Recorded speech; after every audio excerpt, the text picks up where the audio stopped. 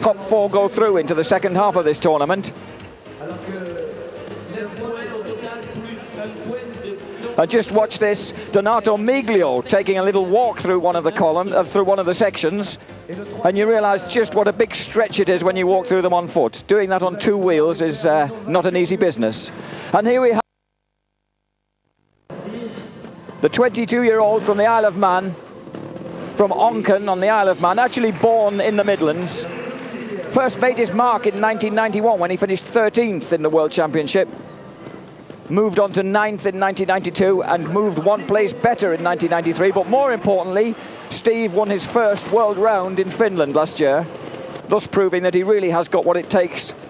As you can see from the way that Taras is watching him carefully, he really has got what it takes to get to the top. A tall, handsome man with an amazingly slick hairdo. Collie has got the style and got the talent to go a long way. He's riding the Manx Beta, the Beta Techno, which is produced in Italy. A roar from the crowd as he gets on top of the bobbins, but how will he fare on the rocks? This really has been the one that's caught out both Narita and Komotso. Read about Steve's exploits. Oh, and not those sort of exploits. And a massive 5, just when we thought he'd got the really big gap on the control. Collie bails off, and that's the end of the... with 7 marks lost, he's wrecked the greenery there, and he's amused Colomé and the other watching Spaniards.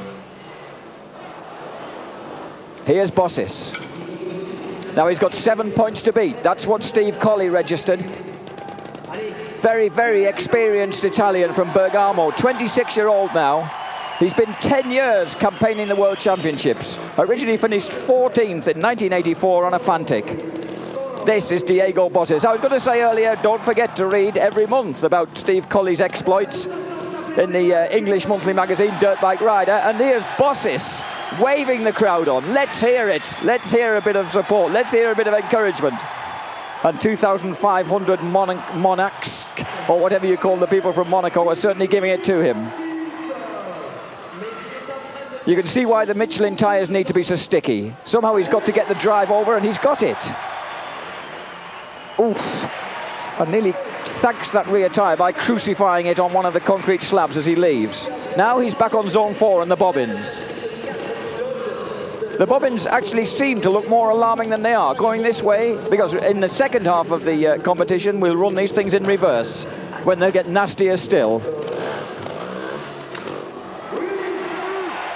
Beautifully atop the bobbins.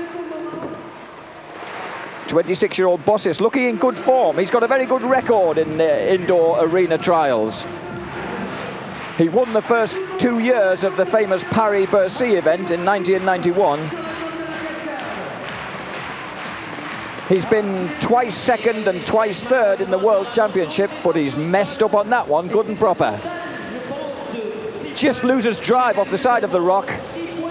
Drops into oblivion, and there's the observer's 5 fingers going up saying that's it, 5 points lost. But he's beaten Collie with only 6 points gone, which is critical. Now we've got Donato Miglio. He's riding the Spanish Gasgas. A very, very experienced man. Miglio now 27 from Arona in Italy. He finished 6th in the 1993 Indoor World Cup. Originally appeared in the World Championships back in '86 on a Garelli and finished 10th.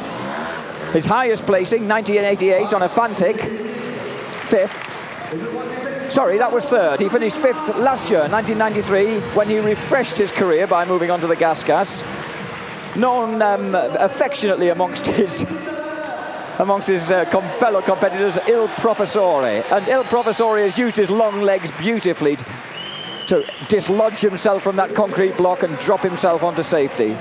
A quick drink. This is a hot sport, believe me, this takes a lot.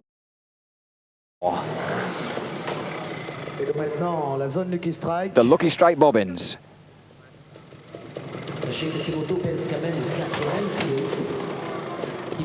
He's taking a long look at these. Miglio never rushes himself. Not the most spectacular of riders. Tall, slim, quiet, consistent. Unspectacular sort of guy. Used to wear spectacles, now wears contact lenses. and just makes it on top of the bobbin and quickly gets himself off. That's probably the best way to get away from things when you're that high up. Now zone 5, the critical one, and it looks as if Miglio's getting further than anyone else has so far. He's almost reached the waterfall. He's dropped a foot on the waterfall, but he's made it up to the top of the boards. Unfortunately, on the way to getting up there, Miglio's dropped a fairly disastrous 10 points, so that puts him presently last on the first lap of the competition. So at the moment, Steve Collier is still in there, lying second on the first round scores. But we've got 3 awfully good men to come. 2 of them former world champions. Miglio hitting the rock hard, getting across that gap beautifully. And here, the Finn Tommy Avala, which he did in 1992. Then he was riding the Aprilia Climber. Now he's on the Fantic Keiru. Here he is approaching the tables. A very tall, personable young man, 22-year-old from Helsinki. Both his mother and father have been involved in organising world trials rounds in Finland.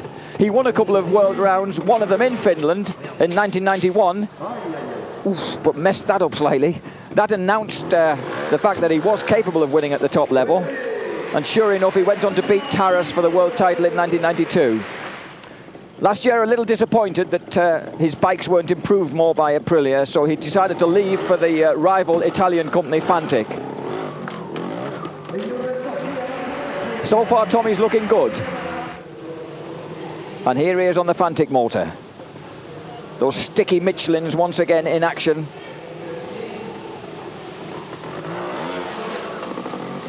And he's made it. He's made it over that nasty gap. Had to drop a foot on the other side. Just lost it a little bit on landing.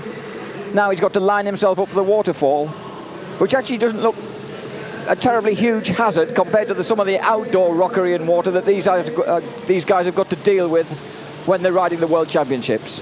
But this is indoor. This is the 15th and final round of the World Cup, the indoor trial series. An idea that was, believe it or not, first ever showed up with the great Sammy Miller 20 years ago when he did a demonstration in front of a crowd in America. And to a terrific roar, Avala sails up for the loss of 6 points. So Avala also through. That pushes Colli down to 3rd place, and with Taras and Colomé, the top line Spaniards still to come, that could be a bit risky for the Manxman. And here comes Jordi Taras, now mounted on the Gas, for whom he won their first World Championship last year. He's won a World Championship, lost one, won 3 more, lost one, and come back to win a 5th. Now that's a champion for you.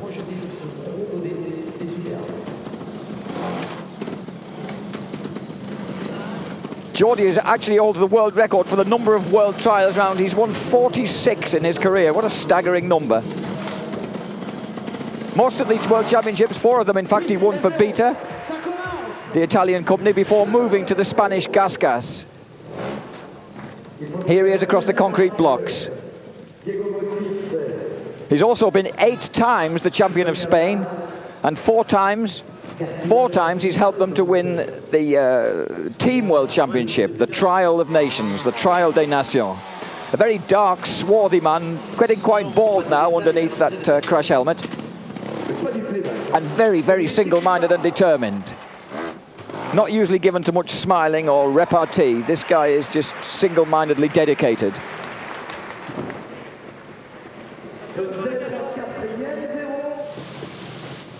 When he lost the World Championship in his hand, he lost to Thierry Michaud, the Frenchman, 1988, by a mere 5 points. And a roar as he gets up with only 4 points gone. So Taras definitely through into the last 4, definitely through to our second half.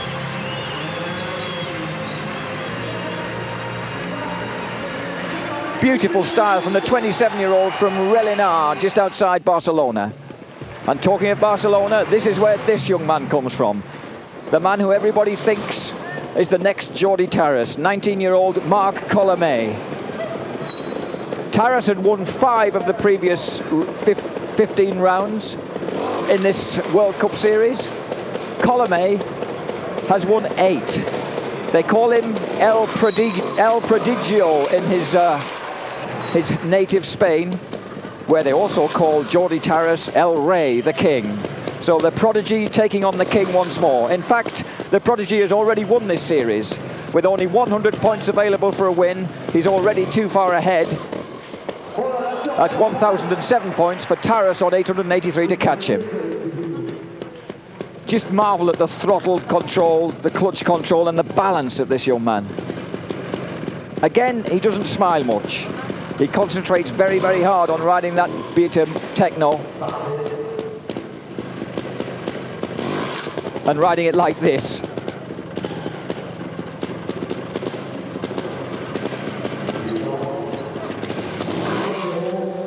A beautiful clean. So far, no marks lost for Colomé. Into zone 3. Those tables may be perfectly nice to sit down and have your lunch at, but they're not so kind when you get to start climbing them on a bike.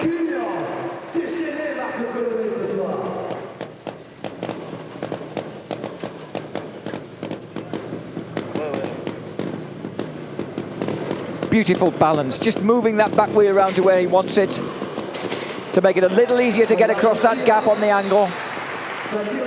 The back table that caught out our first competitor tonight, Narita. No problem for Colomé.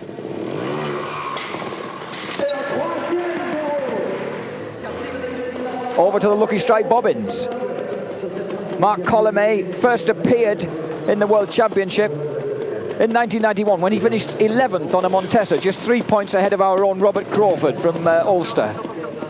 And then he moved on to Beta and improved to 5th in the 1992 series, and then moved on again to finish 2nd in the World Championship last year on the Beta behind Tarras.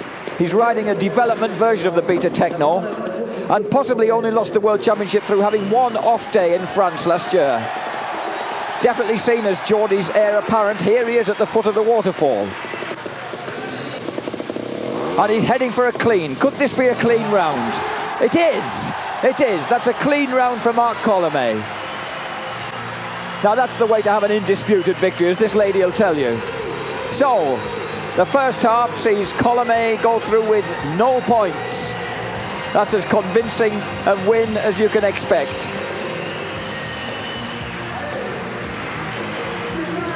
Here's the young man from northern Spain, feeling his way up that slope. No points for Colomé means that he heads the entry through into the second half, and poor Collie, with 7 points lost, just loses out to Tarras on 4, and both Bossis and Avala joint on 6 points. So out go Collie on 7, Narita on 8, Camozzi on 9, and Miglio on 10. Join us again for the second half in a few moments. Eurosport. Stop Colomé. An excited crowd of 2,500 compressed into this hall are also eager to witness the outcome. The first man out will be Diego Bossis on his Fantic. The obstacles have become a little meaner because we're now riding them back to front. The opposite way round to what we did before, except on the final zone where they've got to go up the waterfall and then come back down. This is Diego Bossis, 26-year-old Italian, finished 3rd in the World Cup last year. Now riding a private Beta Techno. They say private, very possibly with quite a bit of help, as he's an Italian riding for an Italian factory. He's always had hot form on the indoor trials, has Diego, having won those first two events at Paris-Bercy, the famous indoor stadium in Paris. You'll notice him having apparently sort of companionable conversations with a gentleman in a jacket walking alongside him. That's his minder. Minders have become an accepted feature of World Championship trials. Usually they're actually mounted on their own motorcycle to go between sections, so they're having a fairly comfortable night of it tonight. The minder just constantly gives words of advice, reassurance, comfort, and simply part of the time telling the rider what to do with that back wheel, where to move, how many inches to shift it left or right, how far to go back. So this gentleman's certainly giving plenty of advice to Diego Bossis at the moment. In fact, perhaps a bit too much advice. Just gets gently moved back so that our cameras can get in there to see the action. He'll just have to shout a bit louder now. Bossis somehow has to get across that gap from a standing start onto a sloping slab. And he does it very nicely with a help from that left foot. Just drops that foot down to keep his balance as he hits the sloping slab there. And then just trickles over the top. These concrete blocks have definitely been set out to be rather more hazardous going back over than they were in the first lap.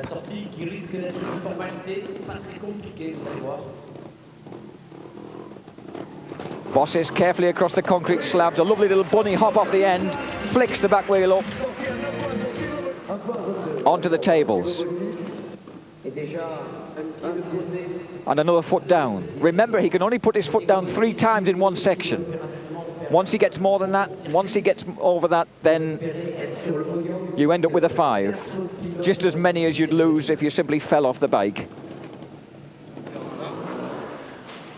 Another nasty gap, and he's still, and Bossis has, he just tends to sort of lose that little edge now and then and drop his foot almost when you think that it's not necessary. He has got a fantastic record in the World Championship. 8th in 85, 6th in 86, 2nd in 87 behind Taras, 5th in 88, 3rd in 89, 2nd behind Taras again in 1990, 3rd in 91, 3rd in 92, and a sudden dramatic drop to 10th in 1993. So perhaps after such a long and distinguished career, Diego Bossis has slightly lost it. Well, not tonight so far, he hasn't. That was beautiful the way he skipped off the end of the tables. And now he faces the bobbins. Already a foot down. If anything, just being slightly conservative, just not attacking them too hard.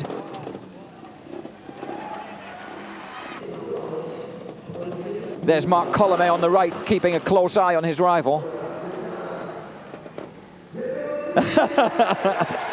Diego asking for a bit of support from the crowd. Come on, I can do it with your help. And that's it. Just gets a bit of drive onto that back wheel and tickles it up the edge of the bobbin. Well, Bossis is no less of a showman than he ever has been before. Obviously still enjoys the indoors. And off the end, he's lying 5th in the championship this year in the World Cup. Now the rocks. It's amazing that the ones that are trying to imitate natural outdoor hazards have turned out to be the nastiest tonight. This is the sort of stuff that these guys have got to contend with when they're out riding the World Championships outdoors.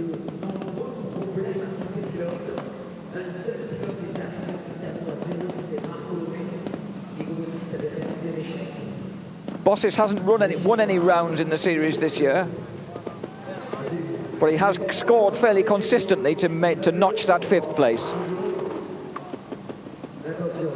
Up and over the rocks. He's just cased it a little bit. The engine resting on the top of the rock there. He's just got to ease the bike across it. Again, that throttle control, that balance, that clutch control. And but suddenly he's lost it, and Bossis just topples rather meekly off the edge of the rock. And that's bad news. Somehow he just lost his balance when we thought he'd done the worst bit just there. Almost as if he was concentrating just on what was to come, on getting across that gap. He forgot to simply keep his balance on top of the rock. So a rather sort of uneventful 5 for Diego Bossis then, but he gets quite happily up the top of the waterfall, or the cascade, as the French call it. And then he takes a break. This is a hot game, hard-working game. If you don't think so, just give it a try. Other forms of motorcycle disciplines like road races and motocrossers, they keep fit by riding trials during the winter. Don't be deceived by the fact that it's not a fast sport. It requires tremendous tenacity and balance, which Diego just lost there. And it really takes takes it out. As you can see from the way he's flicking those fingers and wiping that brow, it takes it out of every sort of muscle, sinew and joint in your body. And here's the dark silhouette of his minder once again, giving a bit of advice on how to get across the next awkward gap. Because this section really does become nasty coming back this way. Just feeling for grip, just sorting out where he wants the front wheel, where he wants the back, and beautifully across the gap. And the next, oh, and not quite the next one. He didn't want that. The back wheel has dropped into a hole. The observer taking a close look.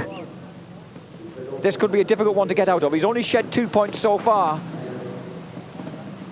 But it is, and I think he's been given a 5. That's it, Bossis has to leave the section. So 17 points lost for Italy's Diego Bossis on the Fantic. Away for a spirited crowd. And another last look at how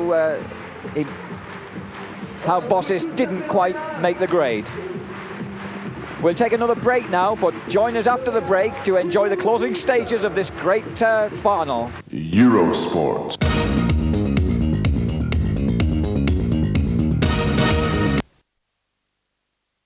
Of the FIM Indoor World Cup. And here's Finland's Tommi Avala, world champion in 1992, now mounted on the Fantic Keiru. These machines, around about 250 cc's, they may seem small bikes, single-cylinder, water-cooled, 2 strokes, but they have tremendous snap. They've got to have instant response, as instant as the rider wants, to tackle some of these obstacles from a standing start. This is a sport, of course, in its outdoor form at which the English once excelled. We had the first world champion back in 1975, Martin Lampkin. In fact, Martin's 18-year-old son, Dougie, has won the European Championship last year, and together with Steve Colley, Dougie Lampkin looks as if he might just be reviving British fortunes on the world stage. A nice clean from Tommi Avala, using those long legs to the maximum. The legs are an important part of your suspension in this game. Now he faces the blocks. Wasting no time. This tall, likeable Finn is not always the quickest of men through sections. In 1992, incidentally, he won Aprilia's first ever world title in any branch of motorcycling, but was rather overshadowed by the fact that Alessandro Gramigni won the 125 Road Racing World Championship 1 day later. He's 3 times a Finnish champion, and he's the defending champion, although he's now lost it because Colomé has already won this championship. In fact, Tommy won the World Cup in 1993. He finished 6th in the World Championship in '89 when he first showed up, 4th in 1990, 2nd in 1991 with victories in Finland and Czechoslovakia, and then won in 1992. Now, Tommy's got an English minder, incidentally. That gentleman with the sweatshirt running around him anxiously, Steve Woody Hole, himself a national standard rider in England. Woody, of course, can't speak Finnish. Tommy, fortunately, speaks pretty good English, so he can understand the sort of flow of instructions that the anxious Woody is giving to him.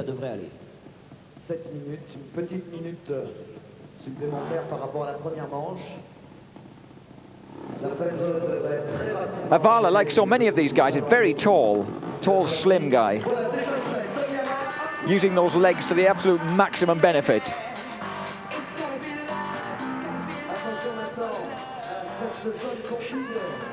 And now he faces the tables. It was back in 1975 that there was a demonstration organized in Charlottesville, North Carolina, in front of 20,000 American enthusiasts at a stadium motocross, where Sammy Miller, the legendary Sammy Miller, winner of more than 1,000 trials in a long and distinguished career, actually climbed a Volkswagen and a Studebaker. And this inspired people to think, hang on, this could be quite fun, having indoor obstacles or stadium obstacles, artificial obstacles for these guys to clamber over. The first actual indoor trial took place in 1976 in Barcelona. Barcelona has in fact been one of this indoor series this year. 17 years now it's been going.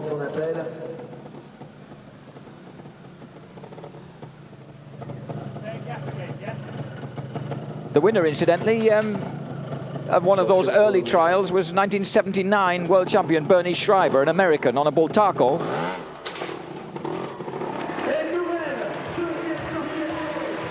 Another clean from the stylish Finn. He's looking good.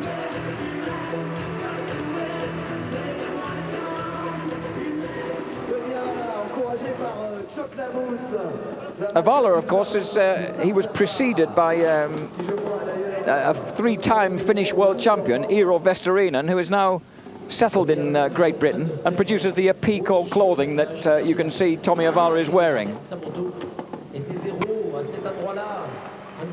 Avala finished third in the World Championships in 1993, never quite as confident. In fact, judging by the way that it looks as if Woody wants to get up on top of that Lucky Strike bob in there.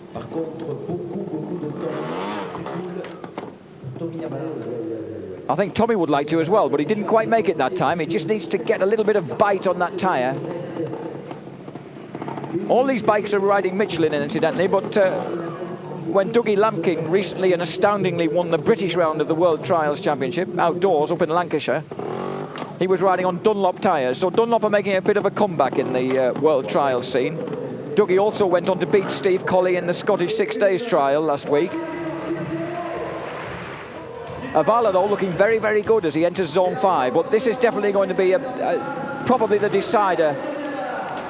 Anyone who's got this far this well knows that the hardest is yet to come.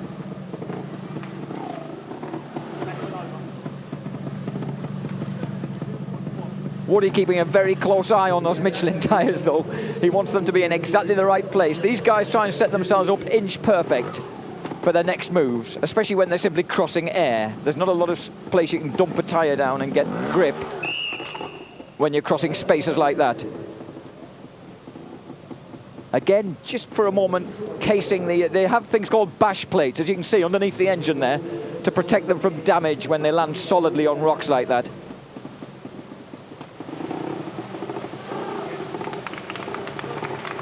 Tommy beautifully balanced across that chasm. Now he's got to get the bike across onto the next rock. Colomé still watching intently. These guys always keep an eye on one another.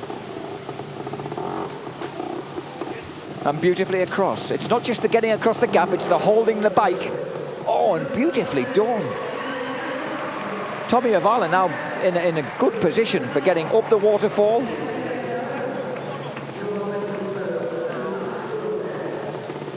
Just got to steady himself, get the back wheel where he wants to, and then go.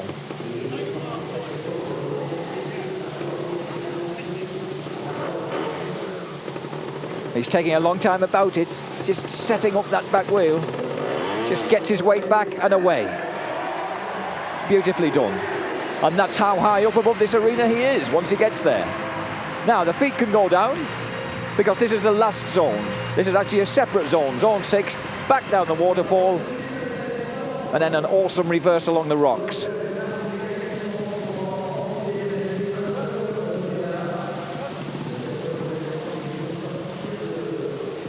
Tommy Avala already having lost his World Cup title from last year. And just getting himself, getting himself into a rather awkward position here. He's got to get across that top rock. Woody doesn't look too confident there. Tommy's struggling a bit for balance. Woody wants that front wheel on top of that rock, but so far Tommy hasn't managed to get it there. He's edged the back wheel round. Has he edged the back wheel too far round?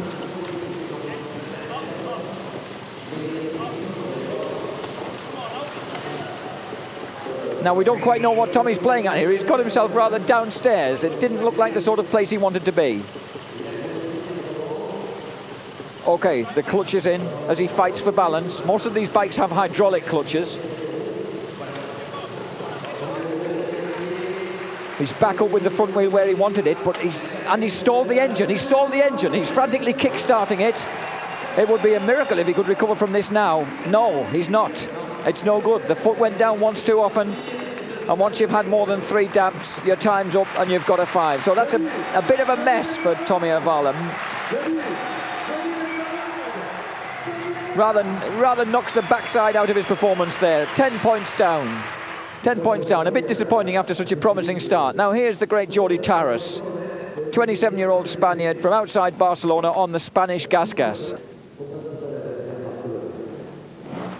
Gas very keen on retaining the World Championship, obviously. Tarras won the World Round, the first World Round in Ireland, and then finished 3rd in England. Look at that front brake, just caressing that front brake, beautifully done. Caressing that front brake with the forefinger of his right hand. The clutch similarly working all the time with the forefinger of the left hand. Gas have also signed Britain's 125cc Enduro World Champion Derek Edmondson in the hope that they can claim an Enduro World title for 1994. And Tarras is certainly attacking things with plenty of speed. He's not hanging about here.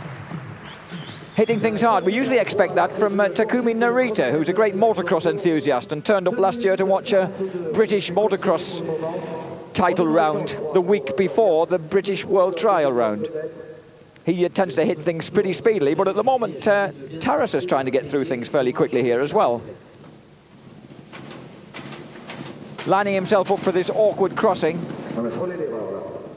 This is why these bikes have to have instant urge, there, to get yourself across that gap. But he's lost it. He's lost it and drops into the undergrowth. Wrecks a beautiful Monte Carlo potted plant. Doesn't even bother to pick it up. Well, Tarras must know he's really, that's pretty much put the win out of his reach, I would think. A fairly dramatic 5, up onto the bobbins, drops another foot. Even Jordi's slightly going to pieces after that dramatic exit from the tables.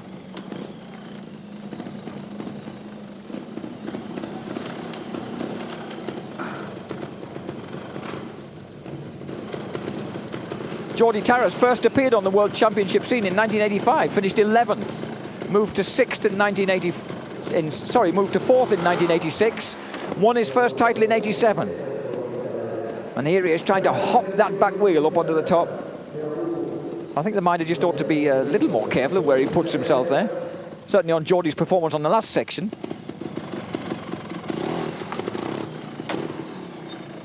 But it looks like he's gathered his composure again now. The 5-time World Champion, winner in 87, 89, 90, 91 and 93. Exits comfortably. As you can see from his outfit, a major sponsor of his is the Fortuna, one of the a Spanish company that also backs Marc Colomé, the guy who he's fighting for victory with here tonight. In fact, the guy who he's fighting the future with, because Colomé has been definitely mooted as the next Jordi Tarras, the man who could unseat the great champion, and unseat him for good. Tarras at 27 is a real veteran in this game. He'll be 28 on the 10th of September. Incidentally, almost all these guys are born around about September, October, November, so that seems to be the time of year for the best World Championship Trials riders to be brought into the world. Narita an exception with 26th.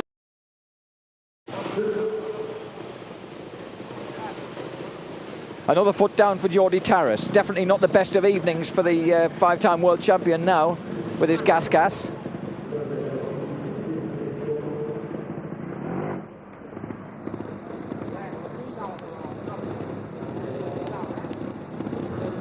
Working very, very hard across these rocks. That forefinger tickling that front brake again. Ooh, and losing it as he landed.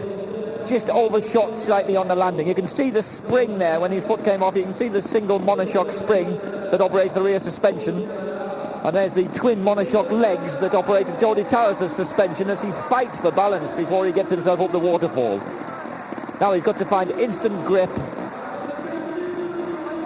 And he's got to have the weight right for when he goes up the waterfall. Back on the bike, gets the weight down over the rear wheel, bends the legs, dips himself forward. He doesn't want that front wheel looping back over his head as he goes up that sharp incline through the rocks. Doesn't mess about.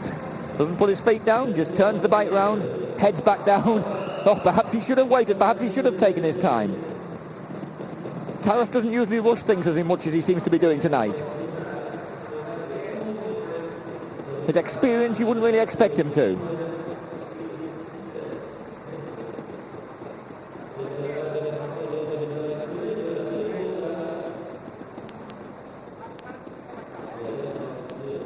Geordie looking to win his 6th World Championship this year.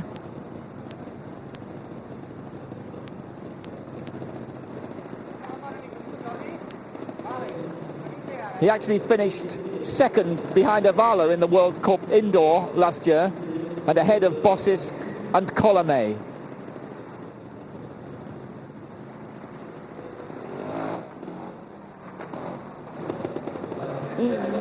Nicely across the first space. A little more difficult problem faces him now. He's got to get that front wheel up over that sharp face of the next rock.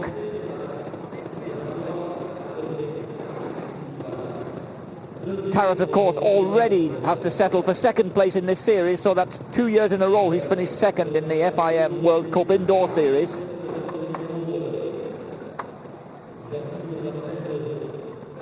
Now the bash plate doing its job again, beautifully across the space, but he's somehow got to find the grip in that rear wheel. The crowd giving him the moral support he needs as he edges the bash plate off the deck. That gives him the space for a bit of wheel grip on that back wheel. And down.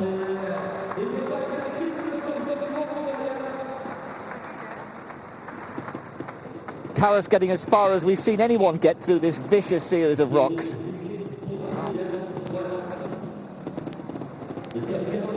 Looking very, very promising. Yes!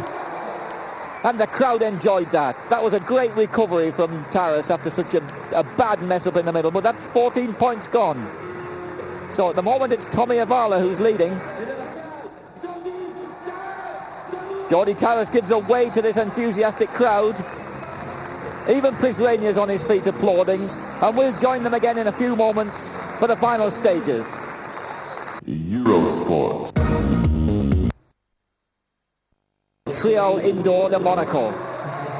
And here he is, the sparkling 19-year-old, Marc Colomé from Barcelona, already setting out to put on a show for this crowd. They've been round 16 rounds, they've been to all sorts of places like San Sebastian, Toulouse, Marseille, Barcelona, Karlsruhe in Germany, Paris-Bercy, Oviedo and Cannes, to arrive here eventually in Monaco on the 11th of March for the very final round in the FIM's Indoor Trial World Cup. And Colomé, of course, has already secured victory in the series ahead of Geordie Taras and Tommy Avala. But tonight he's looking to better Avala's score of 10 on this second lap. They score the second lap separately. You start the second lap with a clean sheet. Oh, wonderfully held. And that's the skill of this young man from Spain, seeming for a moment to get just where he doesn't want to be, but saving it dramatically. So he's got to better the score of 10 that Tommy Avala achieved. And that's a 0 to start with. That's a flamboyant 0.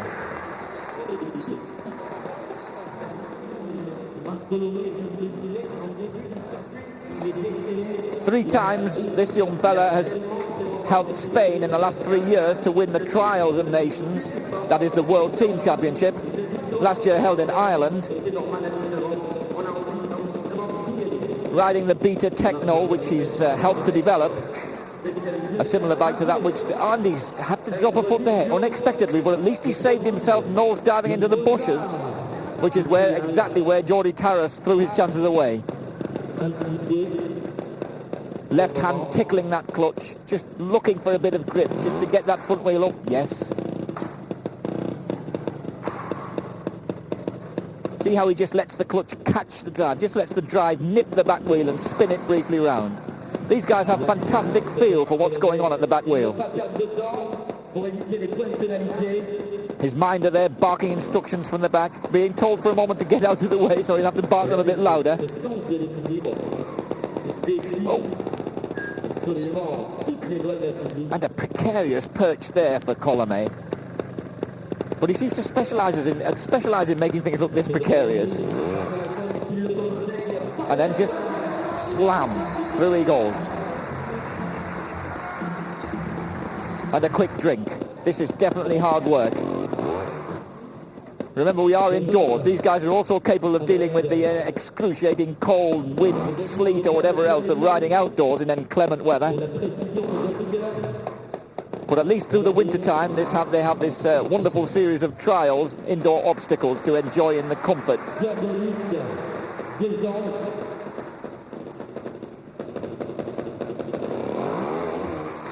Marc Colomé, is he going to be the next Jordi Taras? He's lying second to Taras in the current World Championship standings after 2 rounds. And he'll definitely, after finishing second to Taras last year, be looking to topple the king this coming season. He's already toppled him in the World Indoor Championship, if you like, the World Cup. And it's another clean. This is a very, very promising start.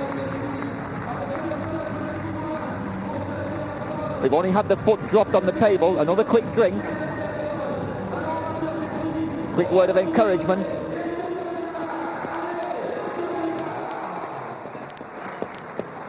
And onto the rockery. These bikes do take a hammering on this stuff. Just seeking the gear he wants. It's not enough just to be balanced across a huge hole with these things. You've actually got to fiddle around changing gear and decide which gear you want to be in as well.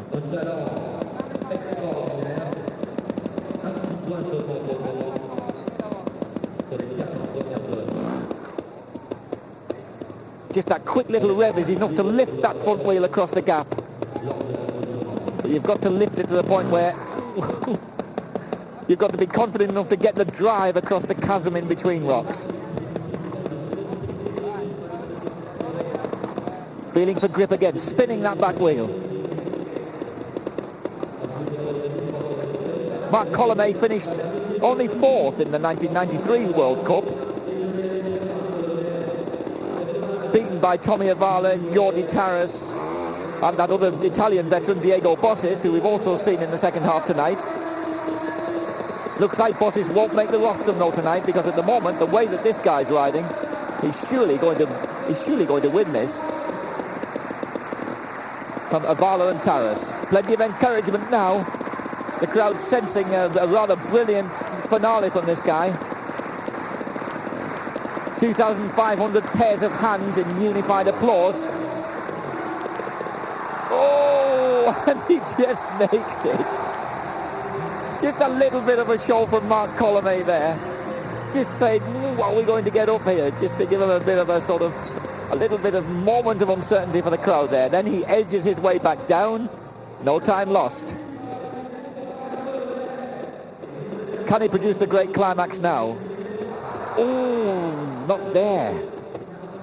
So already Colomé in a bit of trouble in the final zone. Jumping the Beta Techno around.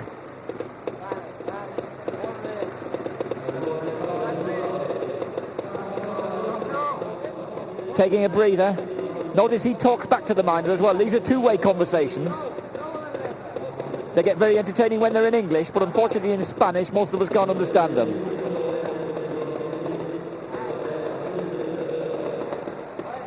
Most entertaining perhaps when 1975 world champion Martin Lampkin's talking to his son Dougie. They're an absolute double act in themselves. Oh, and disaster for Colomé. Yet another plant bites the dust, but Colomé still escaped with 7 points. So that's good enough for overall victory. Dismay from the crowd as he finds the final section, but with 7 points lost, he pushes Avala into second place on 10, Jordi Taras a disappointed third on 14, and Diego Bossis fourth on 17. 19-year-old Marc Colomé from Barcelona bags 100 points for his win. And the crowd rise to him. This young man definitely a star of the future, well, a star of the present, but possibly an even bigger star of the future in the World Trials Championships. So now he's won the World Indoor Cup. Can he follow it in 1994 with victory in the World Trials Championships outdoor. But there go his gloves. Hurls his gloves into the crowd as if to say, there you are, enjoy those sweaty palms. I've done enough work in them. And this gentleman here is probably going to have a few words with him in French. Let's hope that he can speak French okay. L'exploit dans la première manche avec 5-0. Juste une petite faute dans ce dernier passage dans la cascade. He's saying he had some problems in the cascades there, in the waterfall. Mon français, c'est pas Colomé apologising for his poor French. Pour moi, c'est la première fois que je fais une course à Monaco. It's the first time I'm winning in Monaco, he's saying. And I hope to come back again. Très important gagner ici. Je pense que le public comme ça. Very important for me to win in Monaco. Merci de cet hommage. And it's very nice public, he says. You need this sort of support in every country. And here's Prince Albert coming forward to present the trophy, the World Cup, the FIM World Cup for indoor trials for 1994 goes to 19-year-old Marc Colomé from Barcelona. Second place overall, the great 27-year-old Spaniard Jordi Tarras. And third place overall from the charming 22-year-old Finn, Tommy Avala. So this has been the final round. 16 rounds these guys have ridden to get to this stage. Marc Colomé takes the title with 1,107 points from Jordi Tarras on 958, and a brilliant sixth place for Steve Colley. Join us next year for the 1995 series.